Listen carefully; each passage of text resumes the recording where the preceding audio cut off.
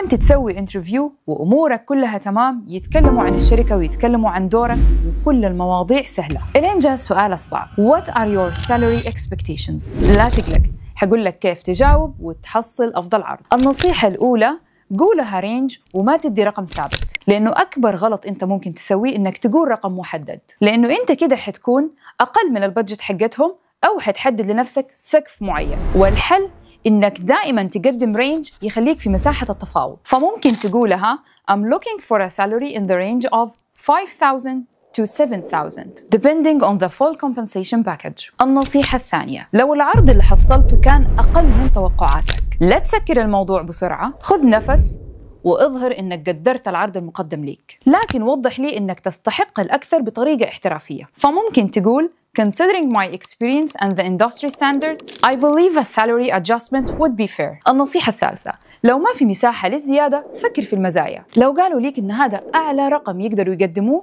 هذا مو معناه إنه ما في تفاوض، ممكن تناقش أمور ثانية زي البونص السنوي أيام العطلات. فمثلا تقدر تقول Would it be possible to discuss performance-based bonuses and other benefits؟ في آلاف المدارس والتكنيكس عن التفاوض، ناس تقول خليك حازم وناس تقول خليك مرن، لكن في الحقيقة وفي النهاية كلهم بيحطوك داخل نفس الخريطة، واللعبة دائما بين 4 مواقف. Cooperate يعني نتعاون، Insist يعني نتمسك برأينا، Evade يعني نهرب أو نتجنب، Comply يعني توافق بدون نقاش. والذكاء الحقيقي إنك تعرف أنت فين جوات هذه الصورة قبل ما التفاوض يبدأ، ولازم تبني قرارك على حسب شيئين: الشخص اللي قدامك قد إيش مهم بالنسبة ليك، والنتيجة اللي تبغى توصل ليها فعلا تستحق. يعني مثلا لو في أحد يتفاوض معاك في التعليقات أو في الكومنتس بشكل سيء، أنا شخصيا أسوي له إيفيد، لأن التفاوض مو دائما لازم يحصل، خصوصا لو الشخص ما هو مهم أو حتى النتيجة ما تستاهل. لكن لو تتفاوض مع مديرك أو شركة أنت تحبها أو حتى عميل حقيقي، هنا الكوابريت هو الحل، إنك تبغى توصل لنقطة مريحة ليكم أنتوا الاثنين، وهذا بالضبط فن التفاوض الحقيقي، مو بس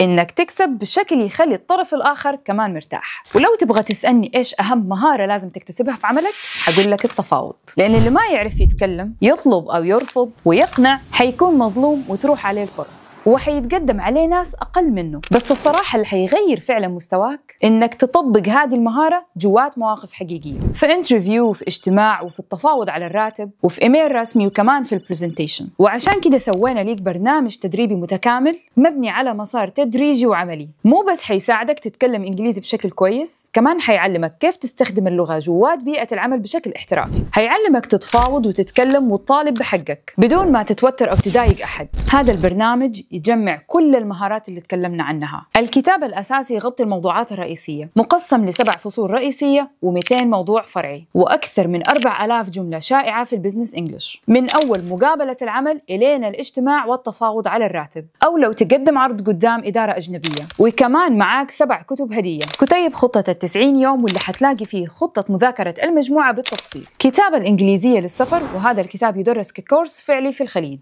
كتاب إيميلات بزنس بلا تعقيد، واللي حيعلمك كيف تكتب إيميلات بالذكاء الاصطناعي، وكتاب أهم المحادثات، كتاب كيف تفكر بالإنجليزي، وغيره من الكتب. شوف التفاصيل في الرابط وابدأ رحلتك بكل ثقة، لأنه اللي بيتفاوض صح بالذات بالإنجليزي يحصل مميزات غيره ما يقدر يحصلها.